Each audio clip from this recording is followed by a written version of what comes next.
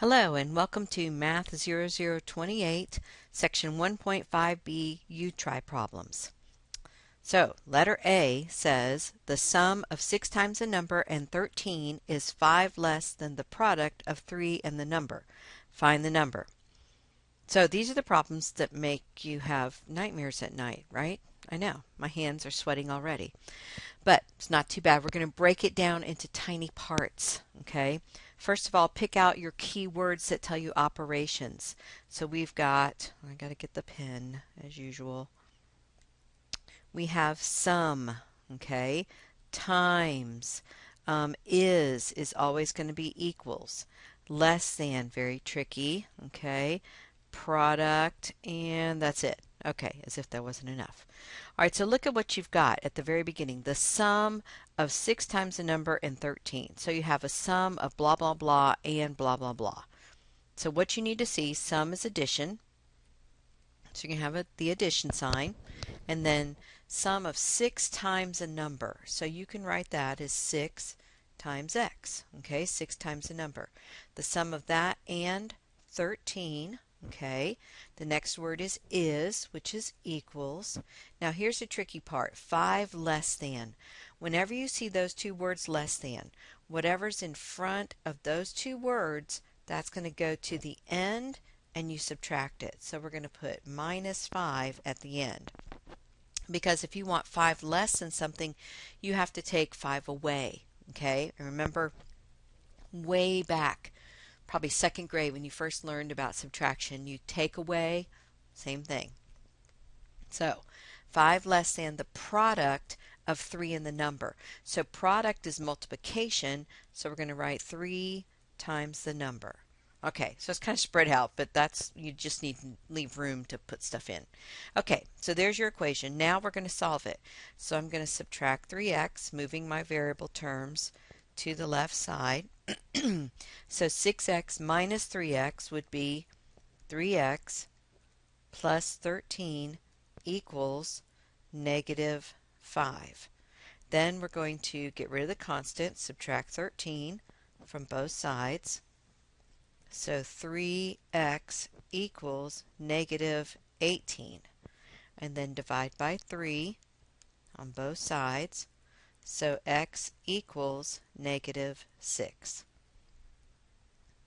All right, letter B says the difference between 3 times a number and 15 is 27. Find the number. Okay, so we've got keywords here of difference, okay, times, and here's is, okay.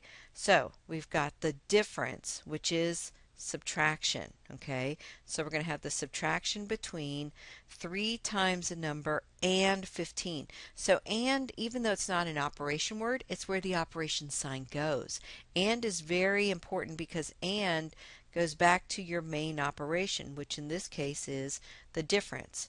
So on the left side of the minus sign, we're going to write 3 times a number, 3 times x. The difference between that and 15, so you write 15, then the next word is equals 27. So like I said, the key to these problems is breaking them down into little parts, okay? What we did first of all was we figured out the difference. We figured out subtraction. Then we had to write 3 times a number. So that's where we got 3x. And 15, so that goes on the other side of your subtraction sign, is equals, and then 27. Now to solve it, we're going to start by adding 15 to both sides. So 3x comes down, and what the heck is that? 42. And then divide by 3 on both sides. So x equals 14. And there you go. All right, on we go. Letter C. Now, some of these, it may have, I deleted a couple slides in this section of U-Tries because we took them out of the homework and we also took them off the test. So I'm not, if you see something that's missing, that's why.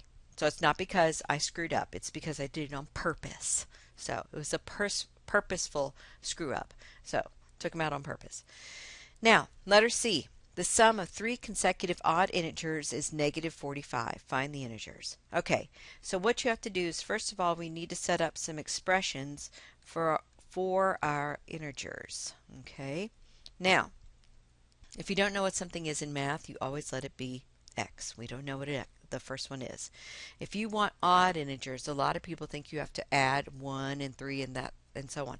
That's wrong. You add 2 each time, because the difference between any two odd integers is 2. Difference between 7 and 5, 2. Difference between 25 and 27, 2. The difference between 139, I can't think, and 141, 2. So what are you going to add each time? 2. Okay, so the second integer is going to be x plus 2, and the third one would be x plus 4.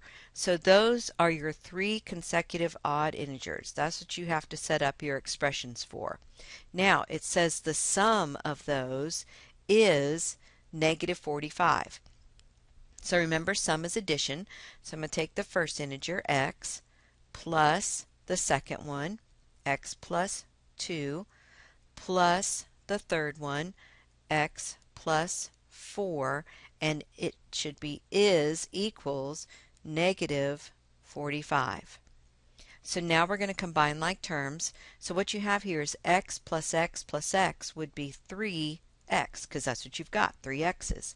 And then 2 and 4 gives me 6, equals negative 45. Now subtract the 6.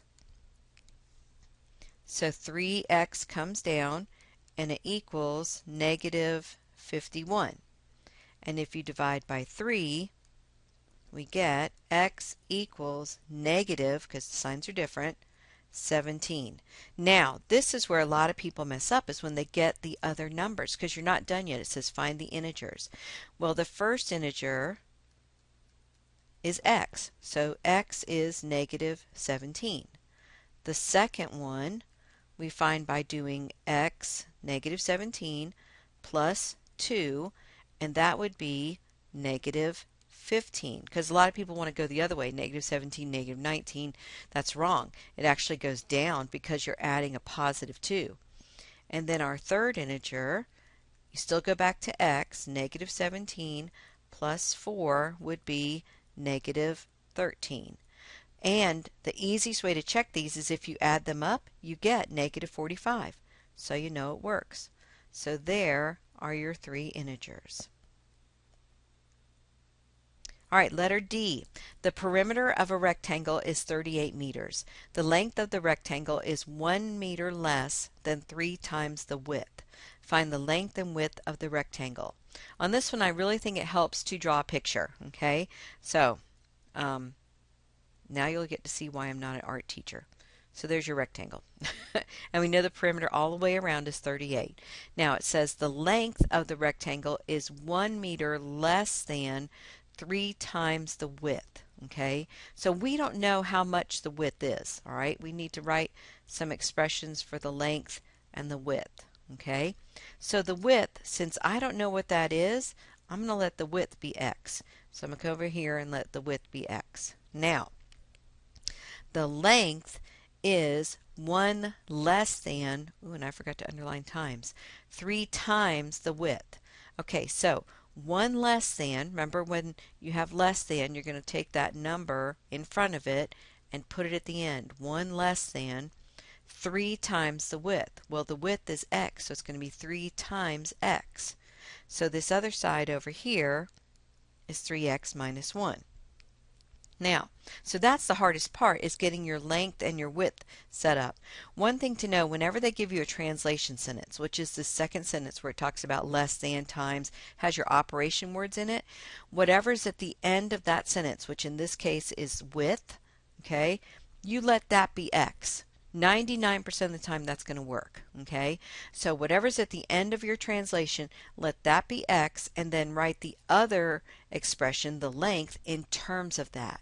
Okay, so now we have 2 times the length plus 2 times the width equals the perimeter. Remember that formula from way back when, okay? Or you could also just add up the four sides. You can do it either way. It doesn't matter. I think it's a little bit quicker to plug this into the formula because then you can just distribute it and it's a little bit quicker. So what we're going to have is 2, and now we know that the length is 3x minus 1. That's what the length equals over here on the left side, okay? Plus 2 times the width. Well, we let the width be x, so that's 2 times x, equals the perimeter. Well, they told us in the problem that the perimeter was 38. Okay, so that's the equation we need to solve. So we start by distributing. You get 6x minus 2 plus 2x equals 38. And now you've got like terms over here on the left side, 6x plus 2x. Combine those x's, it would be 8x minus 2 equals 38. And now add the 2 to get rid of that constant. So 8x comes down and it equals 40. Divide by 8 and we have x equals 5. Now, we are not done because it says find the length and width of the rectangle. Well, if you look back over here where we set up our expressions, okay, the length and the width, okay, first of all, we found the width because the width was x. So the width is 5. Okay, the length is 3 times x. 3 times 5 minus 1. So that's 15 minus 1 would give me 14. So the length is 14 and the width is 5. Okay? Now, if you add up 14 and 5, it doesn't add up to 38. But if you add up 2 14s and 2 5s, it does add up to 38. So it does work. All right, letter E.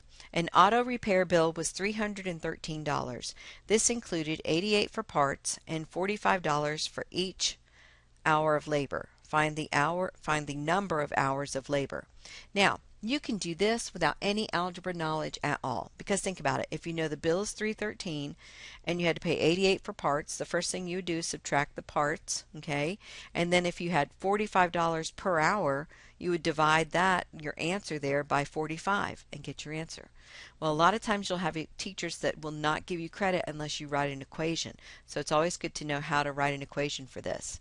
So basically we're saying that the whole bill was $313. That's what it equals. Okay, and that included $88 for parts. Okay, so a flat $88 for parts plus $45 for each hour. So that's where your variable comes in, 45x. Because if it's 1 hour, you multiply 45 times 1.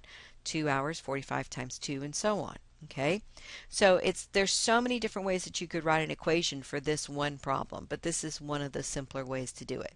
Now, look at what we have to do to solve it. Your first step is to get rid of the 88, which is what we were doing when we were just talking about using arithmetic without any algebra at all. You would have subtracted the 88 to begin with.